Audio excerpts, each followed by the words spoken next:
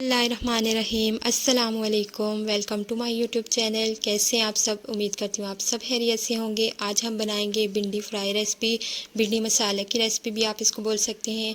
तो इसके लिए हम लेंगे सबसे पहले एक कढ़ाई, उसमें डालेंगे हम घी। आप ऑयल भी यूज़ कर सकते हैं। 2 से 3 टेबलस्पून घी के मैंने यहाँ पे शामिल कर दी। उसके बाद जैसे घी गर्म होगा तो इसमें हम शामिल कर देंगे भिंडी। भिंडी मैं ले रही हूँ यहाँ पे 1 केजी। उसको मैंने धो के ड्राई करके उसके बाद कटिंग कर ली थी। कटिंग थोड़ी सी हमने बड़ी ही रखी है इसके पीसेस के। आप चाहें तो आप इसको दरमियाने या फिर छोटे साइज़ में भी कट कर सकते हैं। इसको मिक्स करेंगे और इसको मिक्स करने के साथ फिर इसको हमने छोड़ देना है। हल्की आंच पे हम इसको पकाएंगे, मीडियम आंच पे, ज़्यादा आंच हमने हाई नहीं रखनी। और दूसरा, हमने वक्फे वक्फे से इसमें चम्मच तो चलाना है, लेकिन चम्मच कैसे चलाना है वो आप देख सकते हैं कि बिल्कुल आराम से हल्के हाथ से आपने इसमें चम्मच चलाना है। शुरू में तो कोई बात नहीं है, हम इसमें चम्मच चला सकते हैं, लेकिन जैसे जैसे ये पकती जाएगी तो फिर आपने एहतियात करनी है, वरना इसमें के जो बीज होंगे वो सारे बाहर आ जाएंगे और ये भी टूट जाती है। तो इसका बिल्कुल हलवा हमने नहीं बनाना है। हमने 15 से 20 मिनट तक इसको फ्राई करना है दरमियानी आंच पे। और जैसे ही ये फ्राई हो जाएगी तो फिर हमने इसको निकाल लेना है। इसको हल्का हल्का हम कलर ले आएंगे। और आप देख सकते हैं यहाँ पे हमारी जो भिंडी है वो तकरीबन फ्राई हो चुकी है। 1 से 2 मिनट में इसको और फ्राई करूँगी। इसके बाद मैंने फ्लेम को ऑफ़ कर दिया था और इसको मैंने प्लेट में निकाल लिया था। अब यहाँ पे हमने भिंडी को निकाल लिया है। उसी कढ़ाई में, उसी बर्तन में हम 2 और से घी डालेंगे। आप ऑयल भी यूज़ कर सकते हैं। 2 चम्मच के करीब मैंने यहाँ पे और मज़ीद जो है घी ऐड कर दिया है। तो इसके बाद इसमें जाएगा, जैसे ही घी गर्म होगा तो एक दरमियाने साइज़ की प्याज को स्लाइस में कटिंग करके हम इसमें शामिल कर देंगे। प्याज को इसमें ऐसे मिक्स कर लेंगे और प्याज को हमने इतना पकाना है कि वो थोड़ा सा उसका जो कच्चापन है वो दूर हो जाए, थोड़ा सा वो नरम हो जाए और वो ट्रांसपेरेंट हो जाए। तो यहाँ पे आप देख सकते हैं प्याज हमारा पक चुका है। कलर को हमने इसको सुनहरी या गोल्डन ब्राउन वगैरह नहीं करना, बस इतना ही हमने उसको पकाना है कि वो ट्रांसपेरेंट हो जाए।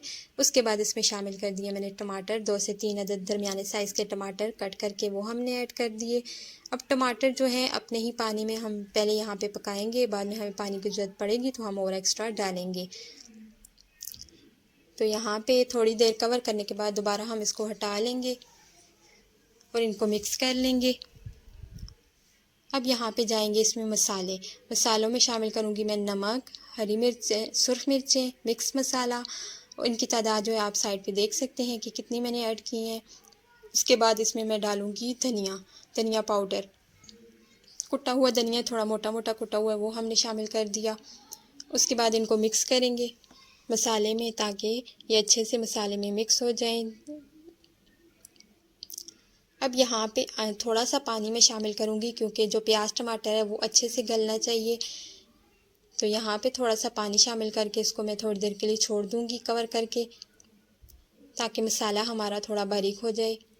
बहुत ज़्यादा हमने इसको बारीक नहीं करना। वैसे जो भिंडी में मसाला होता है वो थोड़ा खड़ा खड़ा ही अच्छा लगता है और होता भी इसी तरह है। तो यहाँ पे हम इसको थोड़ा देर के लिए छोड़ देंगे कवर करके। तो थोड़ी देर के बाद आप देख सकते हैं कि मसाले ने पानी जो है वो पानी ड्राई हो चुका है मसाले का, और इसने ऑयल जो है वो छोड़ दिया है। तो मतलब कि हमारा मसाला रेडी हो चुका है। अब हम इसमें शामिल करेंगे अपनी फ्राई की हुई भिंडी। तो भिंडी अगर आप फ्राई करके इस तरह से बनाएंगे तो इसकी जो लेस होती है वो ये बिल्कुल भी नहीं छोड़ेगी। ये बहुत मज़े की बनती है। और जो लोग भिंडी को पसंद नहीं करते हैं, आप अगर उनको इस तरह से बना के देंगे तो ये लाजमी उनको भी पसंद आएगी, क्योंकि इस तरह से इसका टेस्ट बहुत अच्छा हो जाता है फ्राई करने के बाद।